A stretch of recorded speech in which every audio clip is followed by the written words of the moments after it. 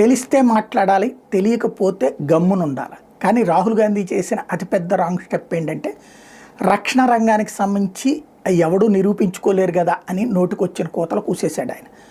రక్షణ రంగంలో మనం ఏం సాధించామని, పారిశ్రామిక ప్రగతి ఎక్కడ సాధించామని, ఏం సాధించామని వీళ్ళ తాత ముత్తాతల నుంచి వీళ్ళే పరిపాలించారు. మరి ఎందుకని ఏమీ సాధించలేకపోయారు? 92 తర్వాత కూడా అప్పుడు 5 ఏళ్ళు, ఆ తర్వాత 10 ఏళ్ళు, కాంగ్రెస్ పార్టీ 15 సంవత్సరాలు పరిపాలించి మరొక 5 సంవత్సరాల పాటు వీళ్ళ అండతో ఉన్నటువంటి ప్రభుత్వాలే నడిచినాయి. మరి ఎందుకని ఇండస్ట్రీస్ని తెచ్చుకోలేకపోయారు?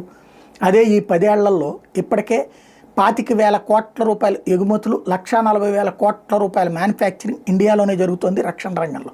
అది భారత ప్రభుత్వమే ఉంటుంది. 6 లక్షల కోట్ల 6.5 లక్షల కోట్ల రూపాయల రక్షణ బడ్జెట్లో దాదాపు 2.5-3 లక్షల కోట్లు ఇండియాలో ఉన్నటువంటి కంపెనీల నుంచినే భారత్ కొనుగోలు చేస్తుందంటే పరిస్థితి ఏంటో అర్థం చేసుకోవాలి. అది తెలియకుండా అది